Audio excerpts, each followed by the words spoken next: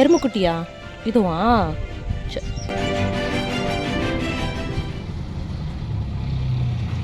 Friends எல்லாருக்கும் வணக்கம். Welcome back to my channel A to Z vlog. இதுதான் வந்து கரண்ட்டாக எங்கள் வீடு இருக்கக்கூடிய இமேஜ். இப்படி தான் இருந்தது பல வருஷமாக.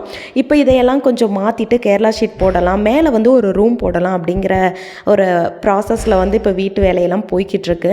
ஆல்மோஸ்ட் வேலையெல்லாம் கம்ப்ளீட் பண்ணிட்டாங்க. எல்லாம் முடிச்சதுக்கப்புறமேட்டு ஒரு ப்ராப்பரான அந்த ஹோம் டூர் வீடியோ வந்து நான் உங்களுக்காக அப்டேட் பண்ணுறேன். வீட்டில் வேலை நடந்துட்டுருக்கறனால ஆட்கள் எப்போவுமே இருக்கிறதுனால எங்கேயுமே போகிறதுக்கு இல்லை. அன்னைக்கு யாருமே வரலன்னு சொல்லிட்டாங்க. அதனால யோசிக்காமல் டக்குன்னு கிளம்பி பாட்டி வீட்டுக்கு போயிட்டோம். அங்கே வந்து போனோடனே கண்ணுக்கு குளிர்ச்சியாக எனக்கு தெரிஞ்சது இந்த மஞ்சள் கலரில் இருக்கக்கூடிய பூவரசம் பூ தான். இந்த பூவை வந்து பொறிச்சு எனக்கு வந்து ஆக்சுவலி எக்ஸாக்டாக தெரியாது இது என்ன மரம்னு. பட் இந்த பூவை மட்டும் நான் ஃபோட்டோ எடுத்து ஸ்டோரியில் போட்டிருந்தேன். இது என்ன பூன்னு கேட்டிருந்தேன். ஆனால் நிறையா பேர் வந்து பூவரசம் பூ அப்படின்னு கரெக்டாக சொல்லியிருந்தீங்க. பட் ஒரு சில கமெண்ட்ஸ் எல்லாம் பார்க்கும்போது தான் அப்படியே ஒரு மாதிரி சிரிப்பாக இருந்தது. செம்பருத்தி பூ, அப்புறம் புளிச்சக்கீரையோட பூ, இந்த மாதிரியெல்லாம் சொல்லியிருந்தாங்க. பட் இந்த கலர்லலாம் கூட செம்பருத்தி புளிச்சக்கீரை பூ இருக்குமாங்கிறதும் எனக்கு தெரியல.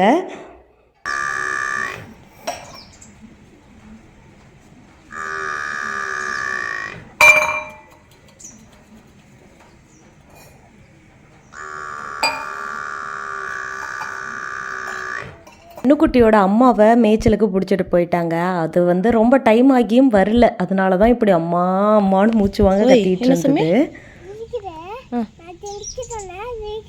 சிரிக்க மாட்டேங்குதா? இது என்னது?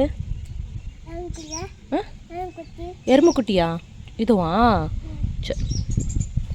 அவன் ரொம்ப நேரம் கத்தி கத்தி டயர்டாயிடுச்சு. கொஞ்சம் நேரம் அந்த பூவரசம் மரத்தோடைய பூ இலையெல்லாம் பொறிச்சு போட்டுட்டு இருந்தேன். சாப்பிட்டுட்டு இருந்தது கண்ணுக்குட்டி. அந்த கண்ணுக்குட்டிக்கு அந்த மரத்தோடைய இலை பூனா அவ்வளோ ஒரு ஃபேவரெட். எவ்வளோ கொடுத்தாலும் திகக்காமல் சாப்பிட்டுட்டே இருக்குது.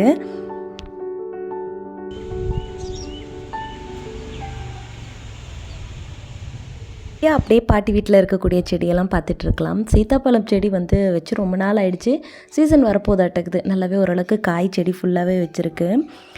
எனக்கு மோஸ்ட் ஃபேவரெட் எங்கள் பாட்டி வீட்டில் அந்த அவுட்டோர் தாங்க. வீட்டுக்கு வெளியே ஒரு சூப்பரான பிளேஸ் இருக்கும். லைக் நிறையா பேர் வரவங்களாம் அந்த இடத்துல நின்று ஃபோட்டோ எடுத்துகிட்டு போவாங்க. அந்த பிளேஸ் உங்களுக்கு லாஸ்ட்டாக நான் காட்டுறேன்.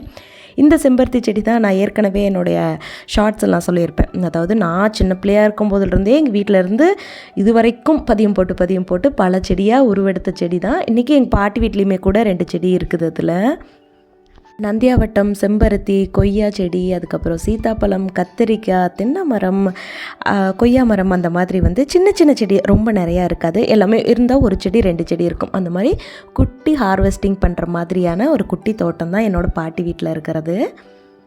யாஷிக்கு இங்கே வந்தாலுமே செம்ம ஹாப்பி. ஏன்னா சாருக்கு இங்கே மண்ணில் விளையாடுறதுக்கு ரெஸ்ட்ரிக்ஷனே கிடையாது. விளையாட விட்டுருவேன். ஏன்னா மண்ணிலேயே குழந்தைங்க கை வைக்காமல் இருந்தாலும் அதுவும் நல்லது கிடையாது இல்லையா? மண்ணில் விளையாடுறதுக்கு அங்கே அம்மா வீட்டில் விளையாடுறதுக்கு பாசிபிலிட்டி கிடையாது. ஆனால் வந்து பாட்டி வீட்டுக்கு வந்துட்டோம் அப்படின்னா அதுக்கு மட்டும் கொஞ்சம் நேரம், ஒரு அதிகமாக இல்லை, ஒரு 1 hour அலோவ் பண்ணுவேன். இங்கே வந்து அப்போ இருந்தே எங்கள் பாட்டி வீட்டில் வந்து இந்த கை கால் கழுவுறோம் இல்லையா, அந்த தண்ணியெல்லாம் வந்து வேஸ்ட் பண்ணுறதில்ல. அது அப்படியே இந்த மாதிரி செடிக்கு போட்டு விட்டுருவோம். கிராமத்தில் இருக்கக்கூடிய முக்கால்வாசி வீடில் கண்டிப்பாக இந்த மாதிரி ஒரு சிஸ்டம் தான் இருக்கும். நம்ம கை கால் மூஞ்சி கழுவுற தண்ணி, பாத்திரம் விளக்குற தண்ணியெல்லாம் வேஸ்ட் ஆகாமல் ஏதோ ஒரு செடிக்கு போகிற மாதிரி தான் நம்ம பிளான் பண்ணியிருப்போம். அந்த இடத்துல வந்து எப்போவுமே தண்ணி பாயறதுனால வந்து பார்த்திங்கன்னா கோழிங்க எப்போவுமே அந்த இடத்துலையே அப்படியே பறிச்சுக்கிட்டு இந்த சில்னஸ்லேயே தான் இருக்கும். அந்த அடியில் போனோம்னாலும் அவ்வளோ குளுக்குலன்னு இருக்கும்.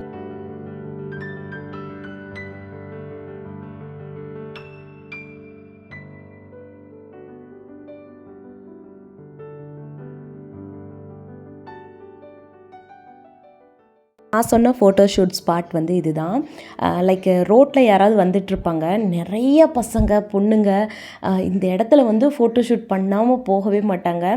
ஈவன் நான் ஒரு தடவை பாட்டி வீட்டில் இருக்கும்போது நல்லா அழகாக ஒரு டிஜிட்டல் கேமராவை எடுத்துகிட்டு வந்து ஒரு ஃப்ரெண்ட்ஸ் கேங்குக்கான ஷூட் வந்து இந்த இடத்துல பண்ணினாங்க. பசங்க எவ்வளோ நேரம் பண்ணிகிட்டு இருந்தாங்க. அந்த அளவுக்கு ரொம்ப அழகாக இருக்கும். ஏன்னா 2 சைடும் வந்து நல்லா க்ரீனரியாக, நடுவில் வந்து ரோடு பிளாக்காக, அந்த ரோட்லேயுமே அவ்வளோவாலாம் வண்டி வராதா, அதனால வந்து நல்லா உட்காந்து எந்திரிச்சு பைக் மேலே நின்று அவ்வளோ அழகாக ஃபோட்டோ ஷூட் பண்ணிகிட்டு இருந்தாங்க. இது வந்து இந்த ரோட்டுக்கு உள் சைட்லேருந்து வந்து பார்த்தோம்னா இந்த கிழுவ முள்னு சொல்லுவோம் இல்லையா, அதை வந்து நாங்கள் வந்து கம்பி வேலி மாதிரி செட்டப் பண்ணியிருக்கோம். ஸோ அந்த சைடு வந்து மரம், இந்த சைடு வந்து கிழுவ முள். ஸோ 2க்கும் நடுவில் அந்த பிளாக் கலர் ரோடு பார்க்குறதுக்கு ஸ்பாட் அவ்வளோ அழகாக இருக்கும். இந்த காம்பவுண்டில் வந்து அங்கங்கே இந்த ஸ்னேக் பிளான்ட் சொல்லுவாங்க இல்லையா, இதையுமே வந்து வளர்த்திட்ருக்கோம். இது வளர்த்துனா பாம்பு வராதுங்கிற மாதிரி ஒரு ஐதீகம். ஆனால் இது சுற்றியே பாம்பு வரதை நாங்களே நிறைய டைம் பார்த்துருக்கோம்.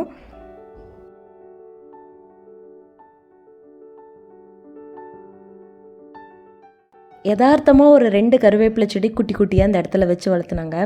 அது அப்படியே படர விட்டு பார்த்திங்கன்னா இந்த இடத்துல அவ்வளோ கருவேப்பிலை செடி இருக்கும்.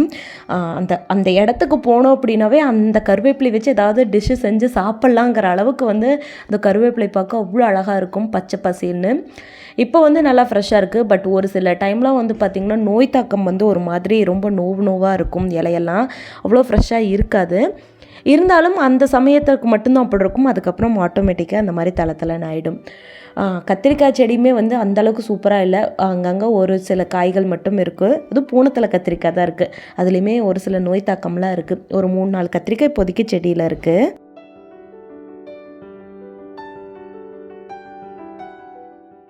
இன்றைக்கி ஃபுல் டேவுமே பார்த்திங்கன்னா நல்ல விசுவிசுன்னு நல்லா காற்றடிச்சிக்கிட்டு கிளைமேட்டுமே நல்லா சில்லுன்னு மோடமாகவே தான் இருந்தது.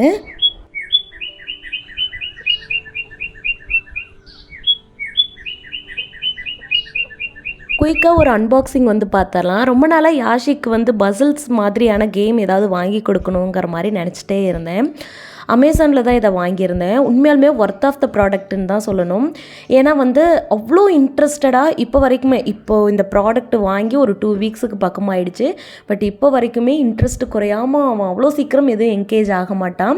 இப்போ வரைக்குமே இன்ட்ரெஸ்டடாக விளையாடுறாங்கிறதே எனக்கு ஆச்சரியமாக இருக்குது. ஒரு 32 டைப்ஸில் வந்து கொடுத்துருக்காங்க, இது இந்த மாதிரிலாம் ஷஃபிள் பண்ணிக்கலான்னு. பட் அந்த மாதிரி அவனுக்கு ஷஃபிள் பண்ண தெரியலை. பட் நான் அதை களைச்சி கொடுத்தேன் அப்படின்னா அதை வந்து திருப்பி ஆர்டராக வந்து அவன் ஃபார்ம் பண்ணிடுறான். கொஞ்சம் பெரிய பசங்க அப்படின்னா நம்ம இந்த மேனுவல் ஷீட்டை கொடுத்து இந்த மாதிரி வந்து நீ சேஞ்ச் பண்ணி கொடு அப்படிங்கிற மாதிரி நம்ம சொல்லலாம். லைக் ஒரு 8 to 9 இயர்ஸ் வரைக்குமே வந்து இருக்கக்கூடிய எல்லா குழந்தைங்களுமே இந்த கேம் விளையாடலாம். அவ்வளோ ஒரு என்ஜாய் பண்ணி விளையாண்டுட்டு இருந்தான். கொஞ்சம் நேரம் இந்த ஃபோன்லேருந்து அவனுக்கு கொஞ்சம் ரிலீஃப்காக கிடைச்ச மாதிரி இருந்தது. இதே மாதிரியான டாயை வந்து நான் ஒரு சில இன்ஸ்டாகிராம் பேஜில் 700-800 ரேஞ்சில் வந்து பார்த்தேன். அமேசானில் இதே மாதிரி ரிலேட்டடாக இருக்குமான்னு சர்ச் பண்ணி பார்க்கும்போது ஜஸ்ட் 250 என்னமோ சம்திங் தான் வந்திருந்தது. அதோட கம்பேர் பண்ணும்போது அதே ப்ராசஸ் தான் இதுவும் செய்து எனக்கு வந்து இந்த ரேட்டுக்கு இதுவே எனக்கு ஓகே அப்படிங்கிற மாதிரி இருந்தது. உங்களுக்கு வேணும் அப்படின்னா டிஸ்கிரிப்ஷனில் லிங்க் கொடுக்குறேன். இவ்வளோ நேரம் வீடியோ பொறுமையாக பார்த்தமைக்கு நன்றி. Keep supporting me.